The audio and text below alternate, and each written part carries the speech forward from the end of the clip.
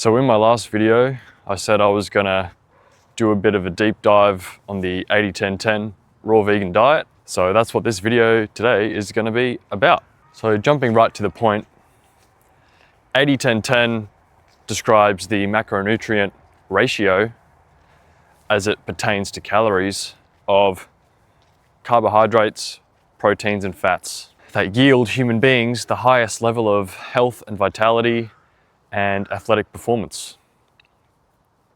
It was devised by Dr. Doug Graham. Basically, he wrote a book on the natural human diet and the way that we're supposed to eat. That book is kind of like the raw vegan Bible. Very well worth a read if you haven't read it already. It's incredibly simple, and that doesn't mean it's wrong or you can discard it. There's something to be said about the human condition or the human animal that disregards things when they seem too simple. The solution has to be always so complex. It's completely backwards. I used to think like that, but times have changed.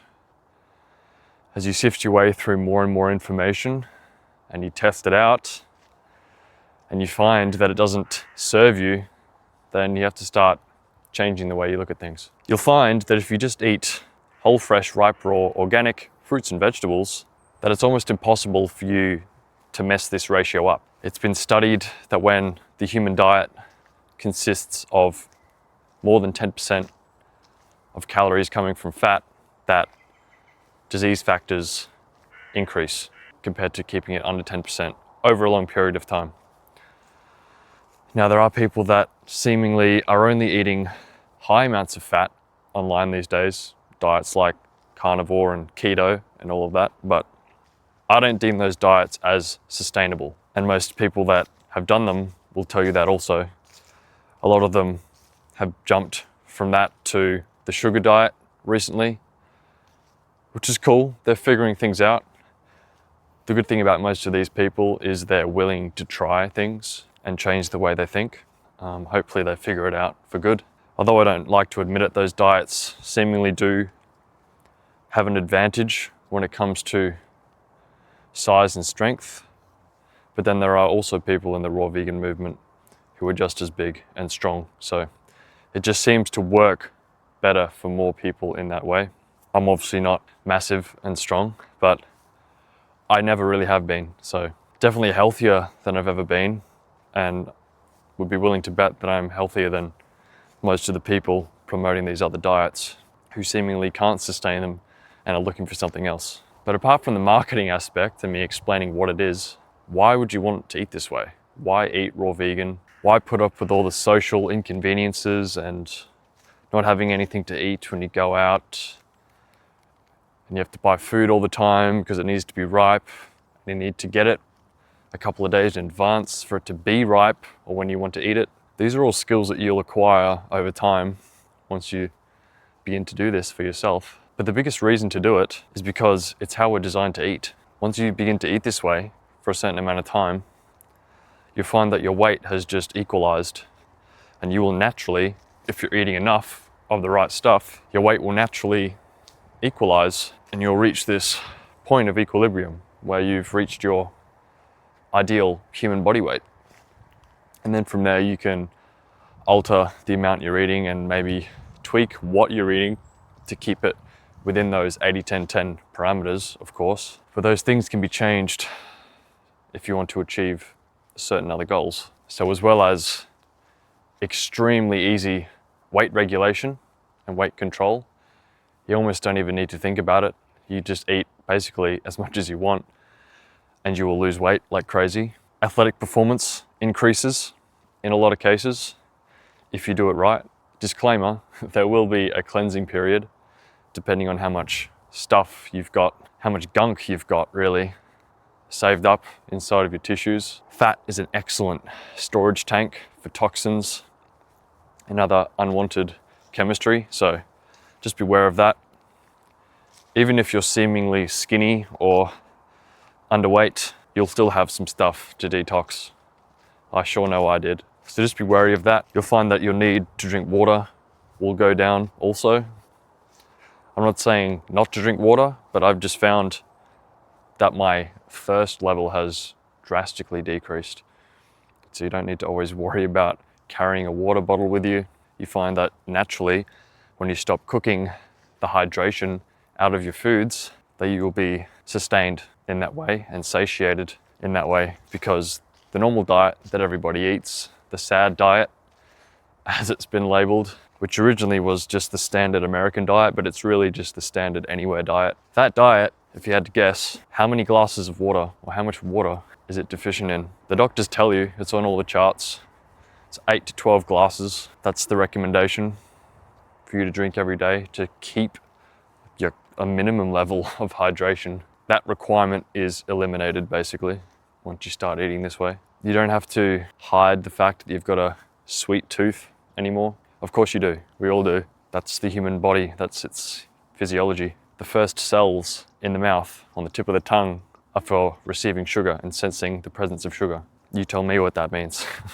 So you can eat as much sugar as you want. In this case, it's natural fruit sugars, which are not to be confused with the high fructose corn syrup or whatever the hell they put in these vegetable oils and processed foods and whatnot. That's not food. Although it might be vegan, nobody's really promoting that. And you can still be extremely unhealthy on a vegan diet. So don't get my message confused with that. I don't align myself with that at all. And neither do any of the other raw vegans.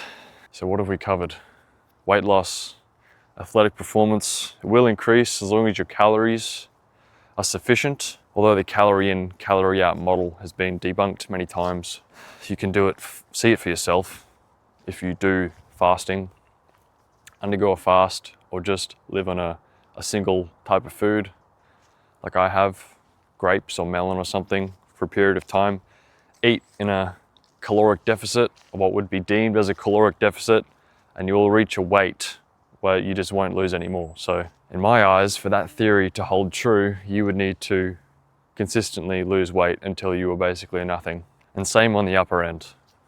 You can only gain so much weight from food if your endocrinology is working properly. It's all these people on like I don't know what those shows are called, but these 600, 700 pound people who need to be craned out of their homes when they finally pass away because they're so heavy and they can't leave the bedroom. They're not healthy individuals, obviously.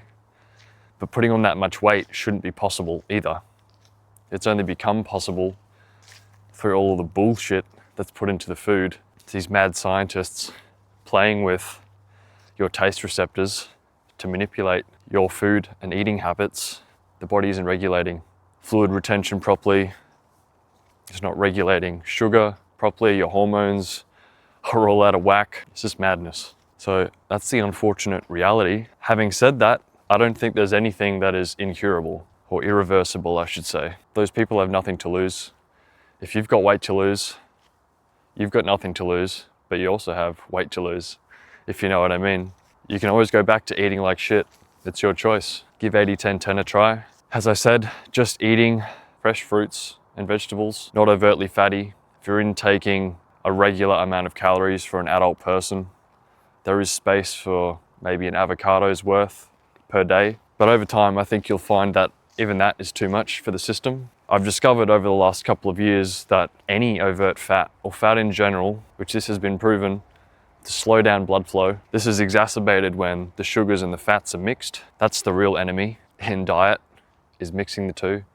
No other animal on the planet does that, so stay away from that. But you'll figure out which combinations mess you up and which don't. You can instantly feel the difference when the fat is increased, so as long as you keep that low, you shouldn't have too much of a problem. The reason all these other diet fads work is because they're focusing on one nutrient source, or one macronutrient source, I should say. It's really carbs for your raw vegans and starch diet proponents, but even that's been proven not to be the healthiest thing. Or you choose the high fat, high protein route, and it's really a high fat diet. It's not high protein. It's all relative, but nature knows best. If it's high in protein, it's gonna be higher in fat generally, and if it's not, that's a problem. Eating specifically lean cuts of protein can be quite dangerous over time for health, as the fat is there or it's supposed to be there, it is in plant fats to buffer the proteins, because the human body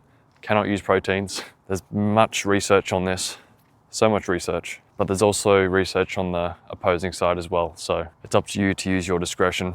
Ask your own body, are you getting the results that you want? Once you understand a little bit about the human body, you can't dispute it. It's the most overused analogy in the space. You can't build a house if the raw material is a shed or a boat or a mansion or a car park. You need the raw materials, you need bricks. You need the stuff to make the bricks from. Amino acids. Protein structures are extremely complex chains of amino acids that when you get them from animal sources, need to be broken down and then re-assimilated for human use. The reason you get so massive when combined with training on these high animal product diets is because whether the animal has been injected with drugs or not, which is always a part of the conversation, is the flesh is injected, has been injected biologically by the animal, because believe it or not, it didn't want to get its head cut off. So you're ingesting all the anxiety, all of the adrenaline, all the terror that that animal experienced before we slaughtered it for our consumption because we think it tastes nice. But how many of you are actually out there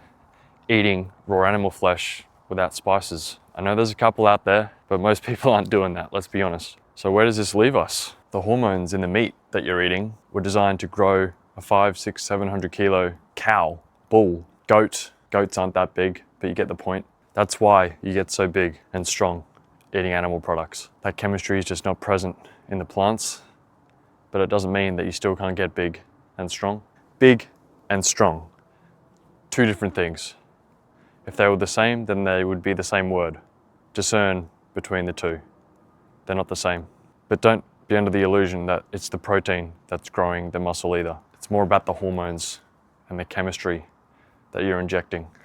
You're basically on drugs if you eat animal products because you're eating chemistry that wasn't designed for your body. You're eating somebody else's body and you're hijacking yourself, hijacking your physiology in a way to become the physique that you are.